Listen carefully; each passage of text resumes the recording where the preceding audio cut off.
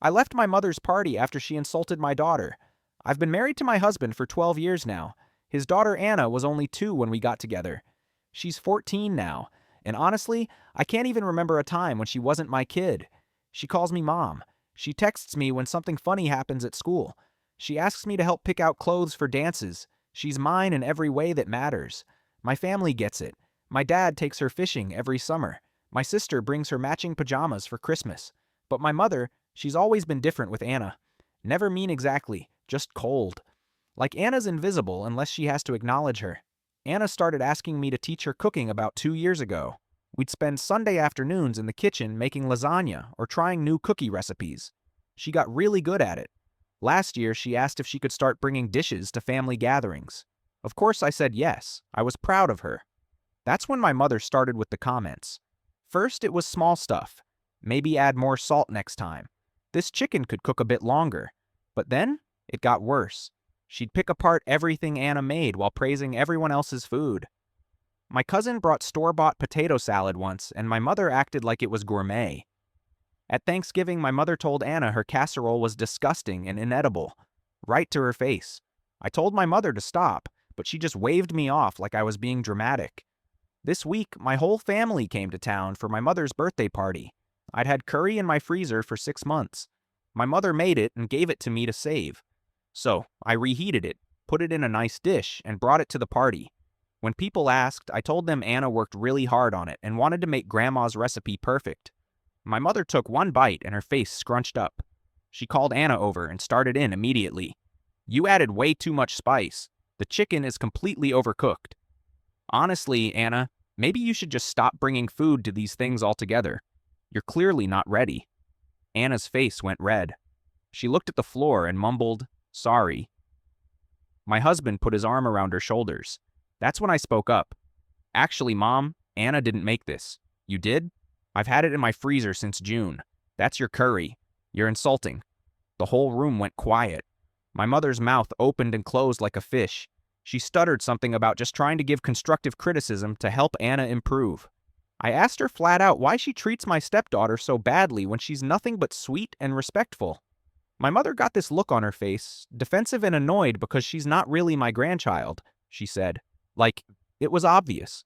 Like, that justified everything. I didn't even think. I just stood up, grabbed my purse, and told my husband we were leaving. I found my other kids and said we had to go right now. Anna was crying in the car. My mother called 3 times before I blocked her number. Story 2. My girlfriend started a YouTube channel called Dating a Narcissist. Every episode was about me. She used my real name, our stories, everything. I found out when a coworker sent me episode 12. I listened to all 15 episodes. When I sent her attorney, a cease and desist. I, 29 male, was sitting at my desk when my coworker texted me a YouTube link. "Dude, is this you?" The title, Dating a Narcissist, episode 12, when he tried to control my career dreams. Thumbnail was my girlfriend, 27, looking all tearful into the camera. We've been together almost 3 years, living together for 1. I clicked it. Her voice comes on. That sweet sympathy-seeking tone she uses. "Hi, angels. Welcome back. Today I need to talk about something really painful." When I told him, actually, no. You know what? His name is my actual full legal name. When I told my name I wanted to start my own business, he completely lost it. I'm sitting there with my headphones on, frozen. She used my actual name, my full name on YouTube. He said I was being unrealistic, that I should focus on my real job like a responsible adult. But here's the thing, angels. He wasn't trying to protect me. He was trying to control me. Classic narcissistic behavior. This conversation did happen, but not like that. She wanted to quit her job to sell essential oils through one of those MLM things. I said, maybe try it as a side hustle first. See if it works. You know, normal advice. She cried, said I didn't support her dreams. Then she dropped the whole thing a week later when her upline wanted $3,000 for starter inventory. But on YouTube, I'm a controlling narcissist, destroying her entrepreneurial spirit. He also monitors my phone constantly, gets angry when I talk to male friends, accuses me of cheating all the time. None of that is true. Like, literally none of it. Checked the stats? Posted 2 weeks ago.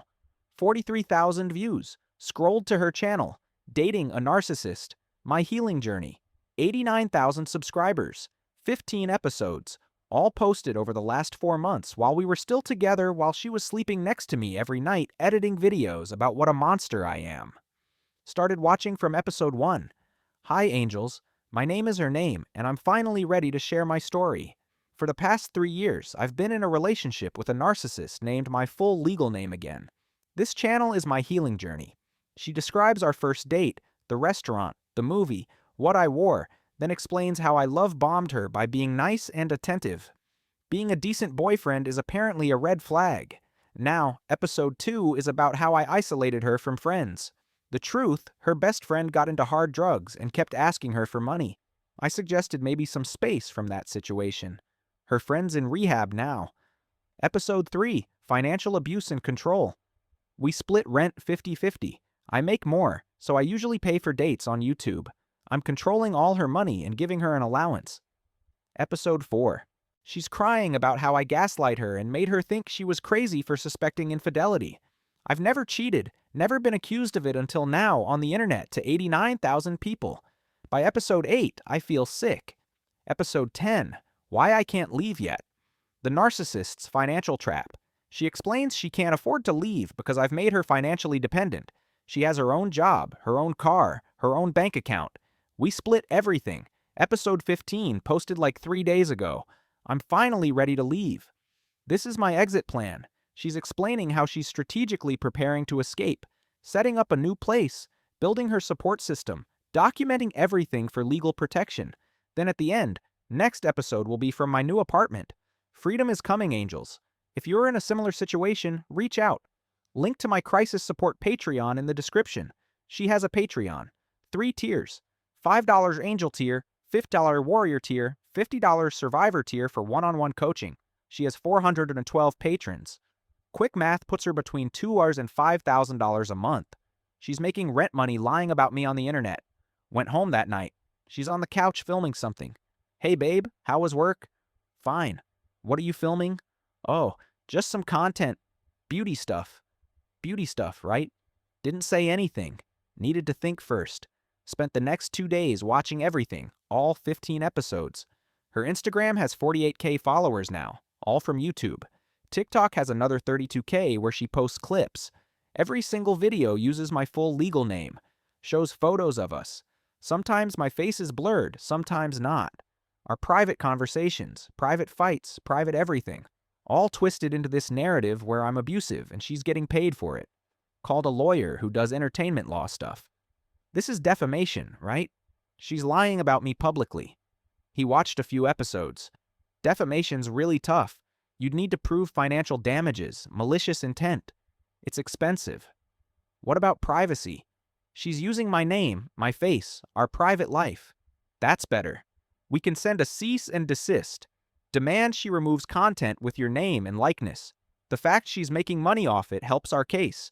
That's profiting from your identity without permission. Cost me $1,500 for the letter. Whatever. Worth it. Letter went out on a Friday. By Sunday, she came home looking murderous. You sent me a legal letter. Yep. Are you serious? You're threatening to sue me? I'm asking you to stop using my full name and private information to make money while calling me an abuser. This is exactly what I talked about in episode 11. The intimidation, the legal threats. Cool. Should be easy to explain to your lawyer then. Oh, wait. You don't have a lawyer. So, my guy sent it directly to you with a copy to YouTube's legal department and Patreon's terms of service team. Her face went white. You contacted the platforms. You're making money defaming me. Yeah? This is harassment. You're trying to silence me. I'm trying to not be called an abuser by your 89,000 followers while you profit off it. This is our apartment. I pay rent and you can keep paying it. Delete the videos. Stop using my name. We'll figure the rest out. I'm not deleting anything. Those videos are my story, my truth. Your truth includes me cheating, which never happened, controlling your money, which I don't, isolating you, which is hilarious considering you see your friends constantly. Which part is true exactly? She started crying. You don't understand. I've built a community. People need these videos. I'm helping survivors. You're making $5,000 a month lying about me. It's not about the money. Then shut down the Patreon. Silence. Yeah, that's what I thought. She grabbed her bag and left. Didn't come back that night. Next morning, I got a standard email from YouTube Legal saying they're reviewing the complaint. Then my phone started blowing up. My mom, why are people messaging me saying you're abusive? My sister, did you cheat on your girlfriend? My boss, we need to talk. HR got sent some videos. She posted a new video, episode 16. He's trying to silence me. Legal threats and intimidation. 15 minutes of her crying, saying I'm using the legal system to abuse her further. How she's terrified but won't be silenced. He served me with legal papers. Angels trying to shut down my channel, trying to stop me from sharing my truth. This is what narcissists do when they lose control. But I won't back down. Video ends with her Patreon link and a new Cash App for legal defense funds. Comments were on this time. Hundreds. Stay strong, Queen. Sue him back. What's his name? Everyone should know. Don't let him intimidate you. My phone wouldn't stop. Friends asking if it's true. Family confused. Boss wanted a meeting. Went to HR. Explained everything. Showed the lawyer letter, the timeline, the fact that we're literally still living together. This is personal, HR said. But if it affects your work, it won't. I'm handling it legally. My girlfriend, ex-girlfriend, whatever, started texting. You're destroying me. Everyone thinks you're insane now. You're proving everything I said. My followers are helping me get a restraining order. This is abuse. Literal abuse. Didn't respond. Sent everything to my lawyer. Next day, she posts episode 17. My lawyer says, I have a case. Fighting back. She actually hired someone. Some woman who does domestic violence and revenge porn cases. Video is her. And this lawyer talking about how using legal systems to silence victims is abuse, and they're considering a restraining order and countersuit. Her lawyer actually says on camera, survivors have rights, First Amendment rights. He can't force her to stop telling her story. My lawyer called me after watching it. Her attorney is an idiot. First Amendment doesn't cover defamation, and she just doubled down on video making our case stronger. Also, YouTube responded, they're removing videos with your full name, Patreons, reviewing her for terms violations. Really? Using someone's full legal name and private details without consent to make money violates their creator policies. She can tell her story, just can't use your identifying information. That evening, her channel went dark. All videos set to private. She burst into the apartment. What did you do? Nothing. YouTube did their job. My entire channel gone. It's not gone. It's private. You can re-upload without my name. That defeats the entire point. People need to know who you are, need to be warned. So you never cared about your story. You cared about destroying me. You deserve it after what you put me through. What did I put you through? Tell me specifically. She opened her mouth, closed it. You were emotionally unavailable. That's not abuse. That's having a job. You didn't support my dreams. I didn't support a pyramid scheme. That's financial advice. You made me feel small. You made me feel like a monster to 89,000 strangers for money. She grabbed her laptop and some clothes. I'm going to my mom's. My followers will help me. You haven't won. I'm not trying to win. I'm trying to exist without being called an abuser. She left. Her mom came back with her later to get the rest. Didn't say a word to me. Update. So, she relaunched the channel a few weeks later. New name, My Escape Story. Healing after narcissistic abuse. All the videos re-uploaded, but my name edited out. Now I'm my X or N. My face is blurred. My identifying details removed. Technically following the season desist. But then episode 18, why I can't use his name. Legal abuse tactics. She explains how I used money and legal threats to force her to censor her truth. How she spent thousands on legal fees. How the system protects abusers. He made me remove his name. Angels. But you know what? The people who know him know who I'm talking about. He can't silence the truth. Comments eating it up. We know who he is. Can you hint at his name? DM me details. Then episode 19. He's monitoring my content. The stalking continues. Claims I'm obsessively watching her videos. That I'm stalking her digital presence. That she feels unsafe. My lawyer sent another letter. Checking public content isn't stalking. Calling someone a stalker is defamation. If she continues, we'll escalate. Episode 20. Another legal threat. When will it end? Her Patreon is back up now. 580 patrons. She added a new tier, $100 a month, Phoenix tier. Help me fight legal battles and spread awareness. She's making over $8,000 a month now. Had another talk with my lawyer. We can sue for defamation, but it's expensive, years long, and we might not win. She'll claim it's all opinion and interpretation, so she just gets away with it. Not exactly. YouTube's Content ID system. If you appear in footage, you can claim copyright. You own your image and likeness. Any video with your face or voice, we file DMCA takedowns. What about Patreon? If she's using Patreon to fund content violating YouTube, policies, we report that.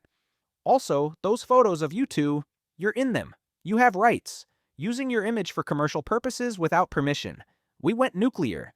Filed DMCA takedowns on every video with my voice or face, even blurred. 14 videos. Reported her Patreon for funding defamatory content using someone's likeness without permission. Contacted her 3 sponsors, companies paying for ads, told them about the legal situation. She lost it. Episode 21. They're trying to destroy everything. Coordinated harassment. 25 minutes crying about how he and his lawyer are destroying her healing space. How they filed false copyright claims and harassed business partners. This is what happens when you speak truth to power angels. They don't just silence you, they erase you. But the videos weren't coming back. YouTube sided with me on copyright. Sponsors dropped her. They don't want drama. Patreon warned her about using the platform for potentially defamatory content. Subscribers started dropping 89K to 82K, then 78K. People lose interest when there's no new content and the drama gets complicated. Then her biggest mistake. Episode 22. My ex's employer. Should I warn them?